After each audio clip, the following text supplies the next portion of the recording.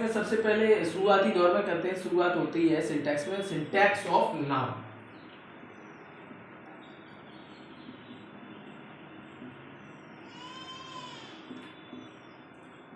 Syntax of noun में क्या होता है, जैसे कई एक ऐसे हमारे पास शब्द होते हैं जिनमें या तो एस नहीं लगाई जाती है या एस लगी होती है, उनके साथ सिंगुलर वर्ब लगती है, या एस होने के साथ साथ सिंगुलर प्लूरल दोनों ही वर्ब होती हैं।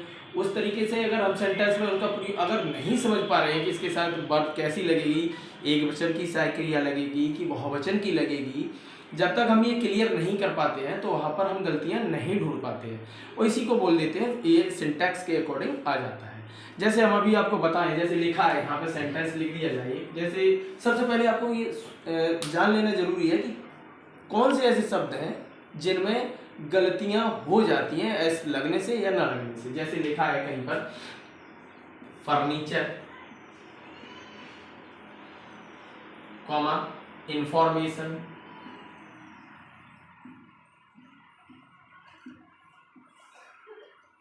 Comma offspring,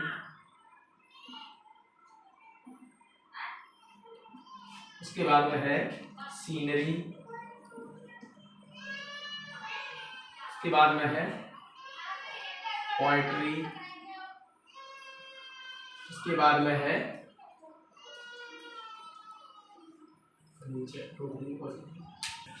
poetry, machinery, comma progress, comma business, advice, PTC. ये कुछ ये बहुत इंपॉर्टेंट मुख्य तो ये है, और भी है लेकिन ये बहुत ज्यादा इंपॉर्टेंट है। अब इनका हम पहले यूज बता दें आपको किस प्रकार से होता है। जैसे सेंटेंस में लिख दिया जाएगा, जैसे लिखा होगा, जैसे ही सोल्ड हिज ऑल फर्नीचर्स। अब ये कैसा है, ये इनकरेक्ट है, ये इनकरेक्ट है। क्यों इनकरेक्ट है? क्योंकि इसमें एस लगा हुआ है। इतने जो भी हैं furniture, information, office spring, scenery, poetry, machinery, progress, business, advice etcetera, इनमें कभी भी एस का प्रयोग नहीं, एस लगाकर इनके प्लूरल बनाया जाए तो ये गलत हो जाता है। ये हमेशा इसी प्रकार के स्वतंत्र अवस्था में सेंटेंस में प्रयोग किए जाते हैं, इनका प्लूरल नहीं बनाया जाता है। इनमें ना तो एस लगेगी, ये अपना अर्थ ऐसे ही पूर्ण रूप में देते हैं, इनमें कभी भी एस लगाकर प्लूरल नहीं बनाते। अगर इनमें एस लगा हुआ है तो ये गलत है। अगर इनके साथ में जैसे एक और एग्जांपल देखें, ये कैसे सही हो जाएगा, इसमें से ये एस हट जाएगा, ये सही हो जाएगा। कैसे हो जाएगा, जैसे ई सोल्ड हिज ऑल फर्नीचर, ये सही हो जाएगा, ये एस हट जाएगा। अगर यहां से ऐसे नहीं सही, इसका देख लिया जाए, दीज इंफॉर्मेशन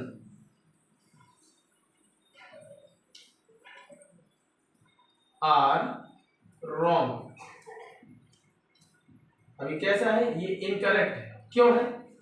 क्योंकि इसके साथ इसमें एस लगा दिया है, और इनमें क्या होता है, एस लगता नहीं है, सिंगुलर में ही इस्तेमाल किए जाते हैं। और इस साथ ही साथ इनके साथ में जो हेल्पिंग वर्ड इनके साथ यूज किए हैं, जैसे दीज, दोज, दिस, दैट, ये सब जो होते हैं इनके साथ जब प्रयोग किए जाते हैं वो भी सिंगुलर फॉर्म में ही यूज किए जाएंगे। अब जैसे यहाँ पे दीज लिखा हुआ है तो क्या लिखा जाएगा इसके साथ में, दिस,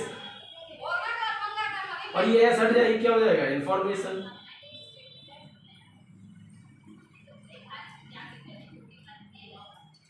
अब क्या लगेगा, इज, रॉन्ग, ये करेक्ट होगा। इस तरीके से इनमें अगर किसी में भी एस लगी हुई है तो आप समझ जाइए कि वो सेंटेंस गलत है। क्या करना है, उसकी एस हटानी है। साथ ही साथ अगर प्लूरल वर्ब लगी हुई है तो उसे सिंगुलर करना है। दीज लगा हुआ है तो दिस लगाना है। जैसे सीनरी का आप देख लें, आप जैसे लिख दिया जाए, दीज सीनरीज आर चार्मिंग। ये कैसा है, ये इनकरेक्ट है। ये इनकरेक्ट है। क्यों इनकरेक्ट है? क्योंकि एस लगा दिया है, इसमें एस नहीं लगता है, यानी कि इसका प्लूरल नहीं बनेगा, सिंगुलर में ही बनेगा। साथ ही साथ दीज और लगाए तो क्या करना है, दिस सीनरी इज चार्मिंग, ये करेक्ट हो गया।